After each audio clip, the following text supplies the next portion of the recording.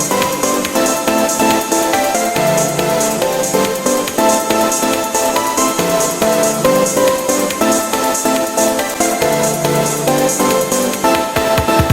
दोस्तों, time waste नहीं करते और चलते हैं हम अपनी स्टोरी की तरफ। Let's go enemy time. Siya और जूनी को दिखाते हैं जो दोनों एक साथ एकेडमी के हॉल में होते हैं और एक साथ जा रहे होते हैं। और सियान को देखकर वहाँ के लोग कह रहे होते हैं, इसने सियाओ बैंक को तो हरा दिया है, वो भी एक पंच में।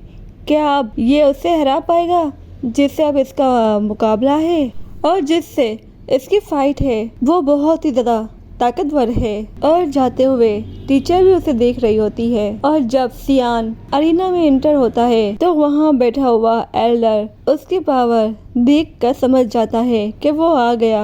और वहाँ के एल्डर बोल रहे होते हैं, इसके अंदर की आग कितनी गर्म है। और वहाँ के एल्डर सियान ही के बारे में बात कर रहे होते हैं। और जो लास्ट में बैठा हुआ एल्डर होता है वो एक एल्केमिस्ट होता है।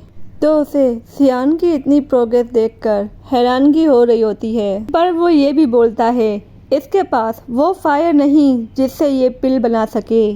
तो इसके बराबर में बैठा एल्डर डेन कहता है इसने गामा एम्पायर में एल्केमिस्ट कंपटीशन भी जीत लिया है और अगर इसे एल्केमिस्ट बनना होगा तो हो सकता है ये तुम्हारा भी रिकॉर्ड तोड़ के रख दे। एल्डर बोलता है अगर इसमें इतना ही इंटरेस्ट होगा एल्केमिस्ट में तो मैं इसका अपना स्टूडेंट जरूर बनाऊंगा और मुझे एक और अच्छा स्टूडेंट मिल जाएगा जिससे मुझे कोई एतराज नहीं। और सियान आसपास देख रहा होता है और फिर उसकी नजर एल्डर की तरफ जाती है और वो अपनी डिवाइन आइज से देखने की कोशिश करता है कि ये एल्डर कितने पावरफुल हैं। और जूनी उन्हें देखती है और बताती है लेफ्ट साइड में जो तीसरा पर्सन है वो और कोर्टयार्ड का वाइस प्रेसिडेंट है और दूसरा जो है वो भी, और जो दूसरा है वो बड़ा प्रेसिडेंट है और इसका नाम डैन है और ये होसिया के ग्रैंडफादर भी हैं। और इसकी पावर पिक डो होवान लेवल तक है। जो लास्ट में बैठा हुआ एल्डर है ना, ये मेडिसन रिफाइंड डिवाइन का कोर्टयार्ड में बड़ी पोजीशन पर है और कोई भी इनके मामलात में इंटरफेयर नहीं कर सकता और यहाँ तक के डैन वाइज भी नहीं कर सकते। और सियान उनको देखकर सोच रहा होता है। और फिर टीचर भी बताती है 2 बातें हमेशा याद रखना या फिर 2 रूल समझ लो। और वो उन्हें 2 रूल बताती है। एक तो ये एल्केमिस्ट को यहाँ पर थोड़ा खास ही अहमियत दी जाती है और दूसरा और जो यहाँ पर कानूनी लोग होते हैं उन्हें ज़्यादा प्रैक्टिस करनी होती है और उन लोगों को ज़्यादा पावरफुल बनना होता है और उन्हें परमिशन होती है कि वो किसी को भी पूछे बगैर उसे पकड़ सकते हैं क्योंकि ब्लड क्लैन और ब्लैक हॉर्न के दरमियान हमेशा दुश्मनी है। तो इसी वजह से इस रूल को फॉलो करना बहुत ज़रूरी है। सियान शुक्रिया अदा करता है अपनी टीचर का कि उसने इसे याद दिलाया। और टीचर रूलिंग बोलती है अब अपना ध्यान कंपटीशन पे लगाओ क्योंकि मुझे पता है तुम टॉप 10 में नहीं बल्कि टॉप 5 में पहुंचने की पावर रखते हो। और सियान उनका ये कॉन्फिडेंस देखकर हैरान होता है। और दूर खड़ा एक लड़का यूरी का नाम ले रहा होता है और उसे अपनी तरफ मुतवज्जा कर रहा होता है। सियान को टीचर बोलती है यही तुम्हारा नेक्स्ट टारगेट है, इसी से तुम्हारा मुकाबला होगा। और ये टॉप स्टूडेंट में से है और इसे हर तरह की चीज को रिफाइन करना आता है और इसकी रिफाइन टेक्निक बड़ी ही कमाल की है। ये कल्टीवेशन में भी वीक नहीं है। तो सिया इसका लेवल पूछता है 3 स्टार। दादू शीप आस पास है। और फिर एल्डर बोलते हैं आज 20 स्टूडेंट को सेलेक्ट किया जाएगा और पहला राउंड वो स्टार्ट करवाते हैं जिसमें वहाँ के दोनों लोग फाइट कर रहे होते हैं और इनकी फाइट भी कमाल की होती है। और सियान भी देख रहा होता है और सोच रहा होता है अगर आज मेरे मास्टर ना होते तो मैं आराम से हार जाता, यहाँ तक कि मैं इनकी पावर को भी मैच नहीं कर पाता। और ये केनान एकेडमी इन लोगों को किस तरह की ट्रेनिंग दे रहा है और इसमें इतनी हिम्मत है कि लूमू भी ब्लैक डोमेन इलाके में होकर आया है। और ये बात यूरी बता रही होती है कि इसे कम मत समझना। और सियान के फाइट की टर्न आती है तो टीचर उसे बोलती है अगर तुम्हें बाईशेंग का मुंह बंद करवाना है तो तुम्हें इसे हरा देना होगा। और यूरी भी बोलती है हमें शर्मिंदा मत करना। और फिर सियान अरीना जाने लगता है और बाइशेंग दूर बैठे देख रहा होता है और बोल रहा होता है, तुम्हारे अंदर क्या बात है, आज पता लगेगा क्योंकि वो तुम्हारे साथ है। होजिया बोलती है, तुम दोनों इतने ज्यादा जख्मी हो जाओ कि जूनी को तुम्हारी वजह से शर्मिंदा ना होना पड़े। दोनों ही अरीना के अंदर होते हैं। लूमू को लोग बहुत ही चेयर अप कर रहे होते हैं, जिसका लूमू आंसर दे रहा होता है कि बहुत बहुत शुक्रिया आप सबका। और लूमू यूरी को तो फ्लाइंग किस करता है और उसे बोलता है, मैं जीत कर आऊंगा, मेरा वेट करो। जिसे सुनकर यूरी का मुंह बन जाता है और लूमू उससे कहता है, क्या तुम छोटे भाई सियान हो?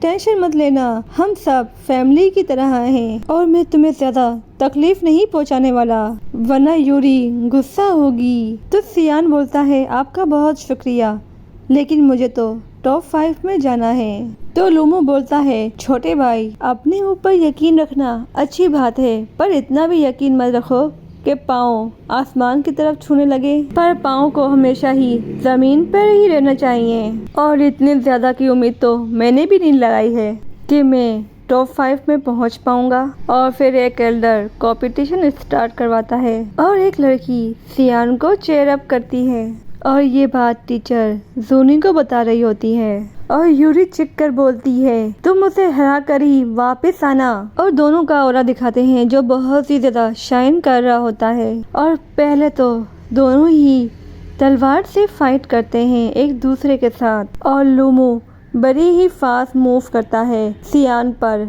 और उस पर बार बार अटैक करने की कोशिश करता है, पर वो सियान को तो एक बार भी टच नहीं कर पाया होता। तो वो फिर से जाकर उसे अपनी तलवार से अटैक करता है, पर सियान अपनी तलवार बीच में ले आता है, जिससे वो बहुत ही दूर जाकर गिरता है। और फिर सियान अपनी तलवार से अटैक करता है, जिसकी वजह से और उसके हाथ से तलवार भी हिल रही होती है और उसका हाथ भी हल्का हल्का कांप रहा होता है। तो फिर वो अपनी पूरी पावर को तलवार के अंदर जमा करता है और उस पर अटैक करता है। तो सियान जब देखता है तो सियान भी अपनी तलवार से अटैक करता है, जिसके उसका अटैक को आराम से रोक देता है। पर सियान का अटैक इतना पावरफुल होता है कि लूमू की तलवार भी उससे गिर जाती है और वो सोच रहा होता है ये डिफेंस में बहुत ही अच्छा है और इसकी तलवार की रफ्तार भी बहुत तेज है कि मैं इसे छू भी नहीं सकता। और फिर वो सियान को बोलता है, मैं समझा था कि तुम्हें मैं आराम से ही हरा दूंगा, पर लगता है मुझे अपनी रियल आइडेंटिटी के साथ ही फाइट करना चाहिए, क्योंकि जिसमें मैं माहिर हूँ। और फिर वो अपनी फ्रेम निकालता है, जिसे देख के लोग भी कुछ टाइम के लिए चुप हो गए होते हैं। और सियान भी उसके हाथ में ब्रिस्ट फायर देखता है और लूमू कहता है, ये मेरी नीली फायर है और ये फायर इंजर कर सकती है। और सब लोग ये देखकर बोल रहे होते हैं, अब तो सियान नहीं बचने वाला इससे। और सियान फिर स्माइल करते हुए बोलता है, मैं भी अपनी तलवारबाजी में इतना माहिर नहीं हूँ, पर जिसमें मैं माहिर हूँ हार ना मानना। और फिर वो अपने हाथ से पर्पल कलर की गोली निकालता है और उसे खा लेता है और फिर अपने हाथ में पर्पल कलर की फ्लेम जलाकर उसे बोलता है। और सभी लोग उसकी समन फायर को देखकर हैरान हो रहे होते हैं और बोलते हैं, शायद ये भी एल्केमिस्ट है और वो भी डूवेंग लेवल वाला। डूवेंग लेवल के पास ही ये फ्रेम होती है। और टीचर बोलती है, लगता है इसका टीचर एल्केमिस्ट है। तो यूरी बताती है, मैंने सुना था इसका एक मिस्ट्री मास्टर है जो एल्केमिस्ट है। और बाइशेंग के पास बैठे हुए लड़के बोल रहे होते हैं, मुझे नहीं लगता कि ये अभी भी लूमू को हरा सकता है। और बाइशेंग बोलता है, मुझे उम्मीद है कि तुम लूमू को हरा दोगे और मैं तुम्हें जूनी के सामने हरा दूंगा।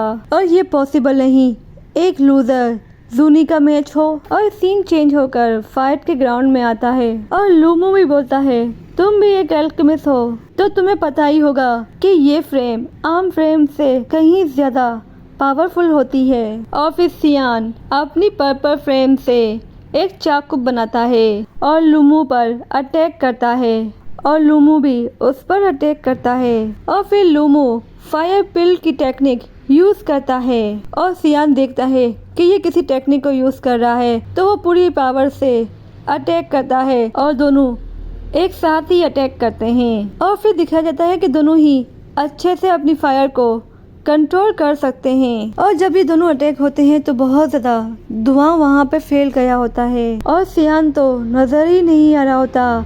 तो लूमू को लगता है वो जीत गया है, पर जैसे ही वो आगे बढ़ता है तो सियान की पावर ने उसके हाथ पाँव को पकड़ लिया होता है, जिससे वो अपने हाथ पाँव छुड़वाने की बहुत कोशिश कर रहा होता है।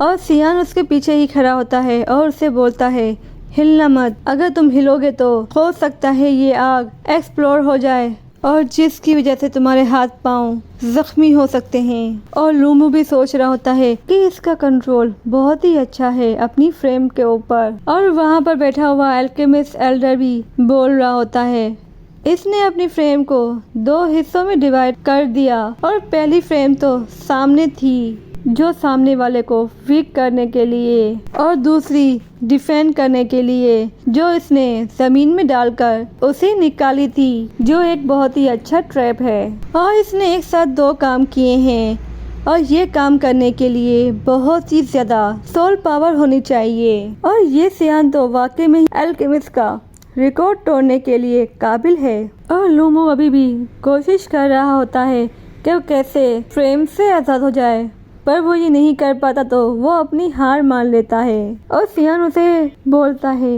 फायर पिल की टेक्निक बहुत ही कमाल की है और अगर मेरे पास पर्पल फ्रेम ना होती तो मुझे तुम्हें हराना बहुत ही मुश्किल पड़ता और मेरे पास ये पर्पल फ्रेम ना होती तो तुम मुझे हरा ही देते। क्या ये हार सीनियर लूमू को रोक सकती है? और ये बात सियान एक दोस्ताना अंदाज में बोल रहा होता है तो लूमू उसे बोलता है मुझे हौसला देने की ज़रूरत नहीं है, ये एक खेल है जिसमें हार और जीत आम सी बात है और वैसे भी मैं अपनी फैमिली से ही हारा हूँ, किसी और से नहीं, तो इसमें शर्मिंदा होने वाली कोई बात नहीं है।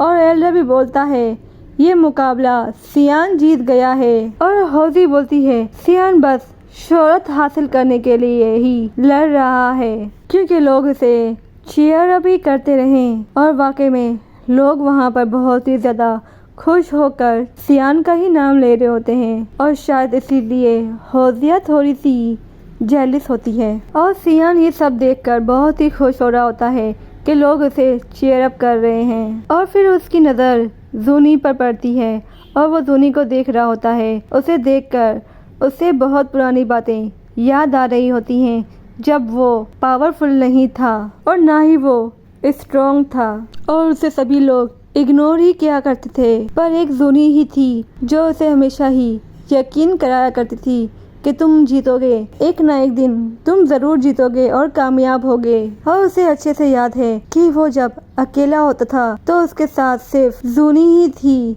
जो उसके साथ खड़ी होती थी और वो दोनों एक दूसरे को ही देख रहे होते हैं और ये सीन बहुत ही ज़्यादा रोमांटिक सीन में तब्दील हो गया होता है। और सियान उसी की तरफ आ रहा होता है और सोचते हुए और फिर उसका हाथ पकड़ लेता है और बोल रहा होता है फाइनली मैंने ये मुकाम हासिल कर लिया है और इसी तरह तुम मेरा साथ देती रहना। और जोनी उसका नाम लेती है तो वो उससे अपने और करीब कर लेता है। और फिर सियान बोलता है तुम्हें हर हाल में मेरे साइड ही रहना है, तुम्हारे लोग कितने भी पावरफुल क्यों ना हो, मैं अब तुम्हें छोड़ने वाला नहीं। जूनी बस उसी को देख रही होती है और दोनों ही अलग दुनिया में होते हैं। और फिर टीचर दोनों को इस दुनिया में लाती है तो फिर दोनों एक दूसरे से थोड़ा दूर होते हैं। आप जूनी के बहुत ही करीब हैं, पर आपको देखना चाहिए आगे पीछे कि आप है कहाँ पर। और जैसे हमारी चोरी पकड़ी जाती है ना और हम लोग बात घुमाने के लिए यहाँ वहाँ की बातें करने लगते हैं, वैसे ही सियान भी कर रहा होता है बात घुमाने की कोशिश कि अब किसकी फाइट होने वाली है। तो फिर एक एल्डर ही बोल रहा होता है यान चेन और वू हाओ के बीच में फाइट होगी। यान चेन अरीना में खड़ा होता है और फिर वू हाओ को दिखाते हैं जिसकी स्पीड इतनी ज्यादा होती है कि वो पूरे अरीना में ही यहाँ से वहाँ हो रहा होता है। और फिर वो अचानक से अरीना में आता है और इसकी स्पीड इतनी ज़्यादा तेज़ होती है कि वो किसी को भी नहीं दिखाई दे रहा होता। और फिर टीचर बोलती है ये ऑर्डर कोर्टियार का लो नाफिस का स्टूडेंट है और ये ब्लैक शोरिया से है और ये बहुत ही ज़्यादा पावरफुल है और ब्लैक डोमेन से ताल्लुक़ रखने वाले इंसानों को इसने मार डाला है। कम से कम 100 लोग तो होंगे और इसकी पावर कम मत समझना। और सियान उसी को देख रहा होता है और ये स्टोरी और भी इंटरेस्टिंग होने वाली है और मैं डिटेल के साथ ये स्टोरी एक्सप्लेन कर रही हूँ और मैं साथ में हर एपिसोड के 2 पार्ट इसलिए बना रही हूँ कि मैं बहुत ही ज़्यादा डिटेल में इसे एक्सप्लेन कर रही हूँ। तो आप लोगों को ये स्टोरी कैसी लग रही है कमेंट में मुझे ज़रूर बताएगा। जब तक के लिए बाय बाय।